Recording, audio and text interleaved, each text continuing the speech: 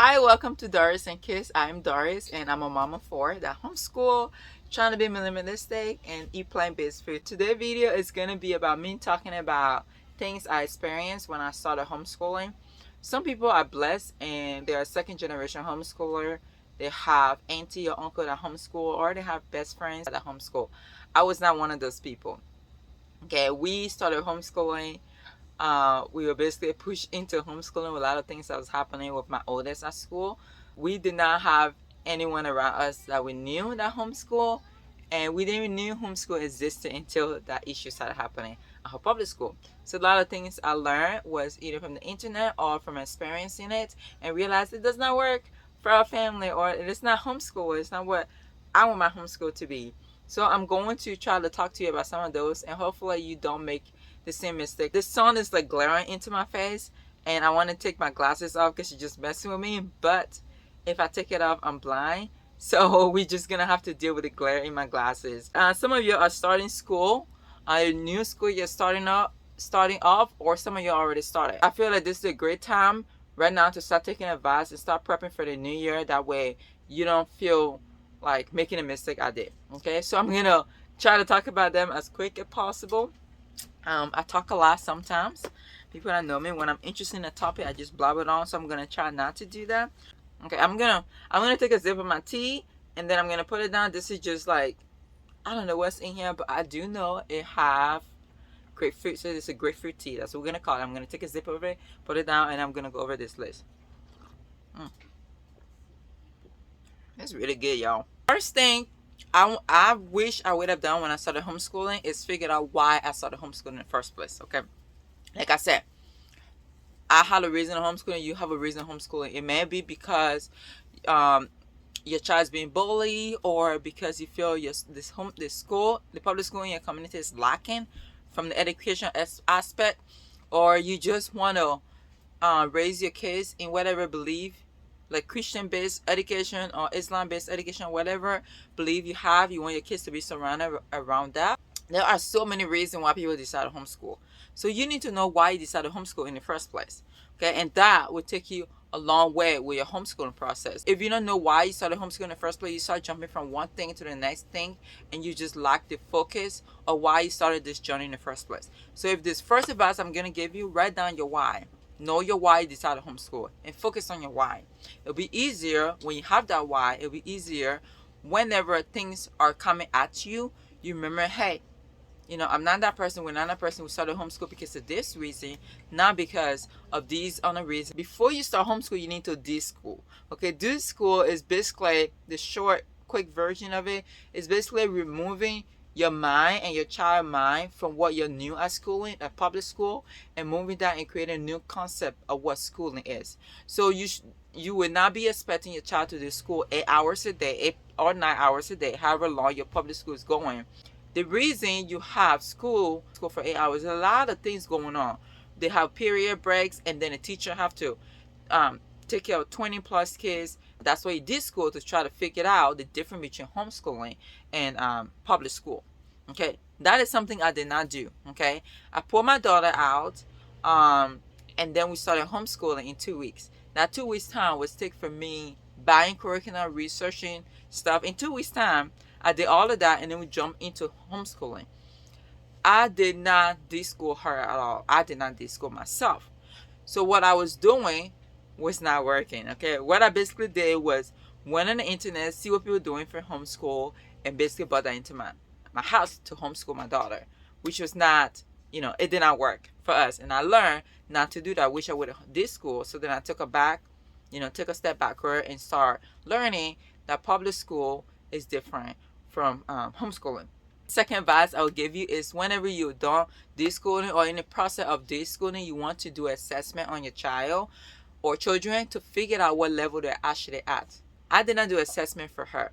What I did, I took her from the public school grade level and put her into that. All the curriculum I bought was based on the level she was on in public school, not based on assessment I gave her. So whenever we start homeschooling, for example, her math, I got curriculum for her that was 4th grade level math. And a lot of homeschool curriculum, they're like higher level than public school. But I didn't know that either. I just said, okay, she's in 4th grade. I'm going to buy fourth grade math material. And my daughter could not do the fourth grade math material I bought. She was having a breakdown. I was having a breakdown, trying to figure out what was going on. I'm like, this girl have all A's in math. She was invited to join the junior honor society before I decided to put her up. What's going on? Why is she not learning this? When she was in public school, she learned how to take tests. So she could take tests and pass it. They did a review for the math before the day of the test. And she would memorize how the test was set up and the answers. So then when the test time come around, she was able to answer that and she was getting all A's.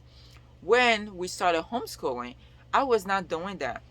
I wanted her to know the material. I expected her to know the material. So when she did not know the material, it just ruined everything because I didn't give her assessment to see what level she was actually on instead of basing it off the public school standard. Because the public school standard is all about testing. I'm not trying to trash public school. I went to public school. Okay? So if you are, don't say, oh, this girl hate public school or not. No, I do not. But there's a difference between homeschooling and public schooling. Public schooling is about tests because that's where funding comes from. Okay, there are great teachers out there that want their kids to learn and actually care about learning. By the end of the day, the administrators and the school boards, they're the one running everything. And if they don't have a certain passing level, they don't get enough funding to run the school. So everything is tied back to the child passing the test. So a lot of the times, even though if a teacher heart is in it to actually getting the kids to learn, they have to have a certain percentage level. So that's what my daughter learned. She learned how to take tests, and she was great at taking tests, but she didn't know the material. So then I have to start her back at kindergarten level with math after I figured out that I should have did an assessment in the first place. So when you start homeschooling and you're done deschooling, and so you need to assess your child to figure out what level they're on for you to be able to teach them right to their capacity for them to be able to learn, and you're not pushing at something that they did not know how to do. Okay? And after you've done the assessment, my third advice would be for you to figure out your child learning style and your teaching style. There are a lot of different ways of homeschool. They have homeschoolers, they have traditional school, they have charter medicine, and there's just a lot out there that you can figure out what works with your family. When I started out, I didn't do that. Like everything I have not done, I didn't do that. So I was a realized homeschooler. And there's nothing wrong with realized homeschooling. It just wasn't a fit for my family. I just didn't know that at the time. So I pulled from Saxon, curriculum. I pulled from the good and the beautiful. I was pulling everywhere, any kind of popular homeschool curriculum that I heard about or watched about on YouTube. I was pulling different subjects from it and bringing it to my child and to my family to teach. Okay? And that would have worked great if we were a realized homeschool. Like my teaching style, the way I wanted my family to learn, like in my head without knowing. If that's what I wanted, it would have worked for me. But I didn't research any of the homeschool style. I didn't research what worked for my family. I just pulled stuff out and started teaching it to her, which didn't work. And also, I didn't learn about how my child learns. Okay? I expected her to learn how I learn. Different kids learn differently. I learned different from what she learned different, and I didn't account for that. I just put a book in front of her, read the stuff, and expected her to know it and be able to test or tell me, like just know the material. But that's not how she learned. Okay? And whenever you do figure out the first child, please do not carry it over to the second child. You would think I would learn my lesson, but when my second child came around and she was ready for school at 6, I started doing my oldest teaching style to her.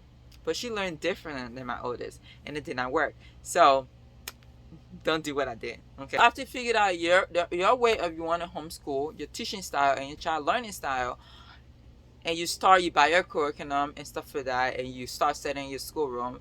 Remember, homeschooling is different from school at home. Okay, school at home is, some people it works for them, but basically you're taking your child out of the public school building and bringing it home. But the way of teaching, the expectation of the public school, and everything, you bring that home with them. So the only thing you're removing is the building itself. So you're public schooling at home. Public schooling at home is not homeschooling. It's just public schooling at home. Your kids is in school because they're doing exactly what the public school student is doing. Homeschooling is different from that. So if you're going to homeschool, you need to know the difference. Okay? I did not. Okay? I brought all I knew from public school and brought it into my homeschool. When we started homeschooling, we wasn't in the school, but we had a house, and it had like a huge living room, and then it had a sliding door, and you go into a middle room that was original design as a formal dining area, and then a sliding door going to the kitchen. So that middle section was huge. So we decided to turn that into a schoolroom. And whenever you slide that door open, it felt like you're walking into a public school building. The walls was plastered with posters, which is nothing wrong with posters if you use it the right way. But this girl was not using it the right way. Okay, I had like poster neck to neck on the wall. There was no space on my walls filled with posters. I had a bookcase that was filled with books that I basically just bought to fit away so it can look pretty. It had like pencil holder. I made a pencil holder thing that spins, and everything was cute. Everyone had a desk on there. Abigail had a desk. Madison wasn't in school yet, but she had her own desk, had her own cubby or art supply. It was just overwhelming, to say the least. Okay, but that is what I knew. So I knew what public school looked like, and I put that into my house. When you start homeschooling and you already figure out your teaching style, your learning style, this school, figure out what actually going to work for your family. You may be the kind of person that like your homeschool room to look like the schoolroom, the public school room. But study proof, all that visual effects on the wall, your kids doesn't even learn because there's too much stuff for them to take in. So you're gonna use a poster. Use one or two, three or four there. Your wall should not be like mine was, covered neck to neck with posters that some of them didn't even pertain to my child age. It just looked pretty to me. It's very colorful, and I just had it on the wall. Right now, I know we live in a school, so we don't have that much space. But all I have is the map on the wall. And so Sunny and Madison are learning about the map, so that's the only reason I have it up.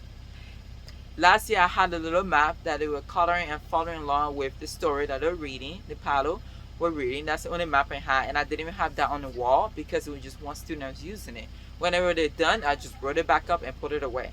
But since there's two students that's using the United States map right now for our geography, because I wanted them to follow along with the story they're reading, because a lot of Madison reading have to do with the United States, so we're following on. So I put that up. That was easier for her to use the dry eraser marker. That is the only thing I have up on my wall right now. So if you're gonna use posters, just think of what your child is learning and put that up there. You don't have to put 5 different posters of the alphabet on the wall. This girl did, or different way of letter or multiplication, all that stuff. Because if there's too much stuff on the wall, it's not being utilized as it should be. Okay. So fourth advice, I think is the fourth one now, is do not compare yourself to others around you. Remember, everyone does things different that works for the family. Okay. You're gonna start looking on YouTube and see all these perfect YouTube family that homeschool. That is not your family. You need to focus on why you started homeschool in the first place. That way you don't start comparing yourself to people that homeschool around you or on social media. That was a rabbit hole that I fell in, and it actually started overwhelming your kids. Because what I did when I started comparing myself to people, I started changing curriculum. I started changing the way I was teaching my child, different field trip, and it was just, oh, this person's going to this field trip, let's do that. They're doing unit study, let's try, we're going to do unit study because it worked great for the family. And I started buying all these materials that I did not need. And it was a waste of money. It was taking a waste of space, and it was just cluttering it and too many stuff I had. And I started feeling overwhelmed, and I started feeling drowned, and I started wanting to send my kids back to public school because it would be so easy if I didn't have to do all of that. But I was making it harder on myself. It wasn't because of homeschool. Homeschool is hard in itself. I'm not going to say it's not hard and try to downplay the hardness of homeschool. But I started making it hard by myself by buying multiple things, trying to incorporate too much stuff into my homeschool journey and my kids, and it just overwhelmed her. It overwhelmed me, and I just want to send her to public school to make it easier for myself. So I would. That's like one thing I wish I wouldn't have done, because that was mentally draining. Okay, homeschool itself is mental draining. Okay, but I was making it was just mental draining. I hated homeschooling. Okay, during that time in my life, I just hated it. I didn't like being around my kids because I was yelling, and I didn't even want, like, I dread of waking up in the morning to homeschool, and I wanted to just send them to public school and be done with it. Okay, So I would recommend not to do that. That's something I wish I wouldn't have done, but I did it and I learned from it. Is just not to compare people to yourself, and that's even in life. In life, we try to compare ourselves to people, and that just fell into my homeschool.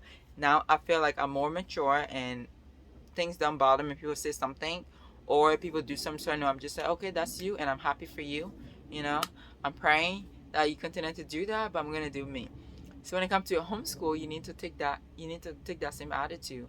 That I'm gonna do me. I'm gonna do what's good, what's best for my kids, what's best for my family. Why you started homeschooling in the first place? You need to remember that. And whenever you start feeling that way, start feeling this person grass look greener on the other side of the mind. Remember that person reason is different when they started homeschooling than your reason. That person's child is different than your child.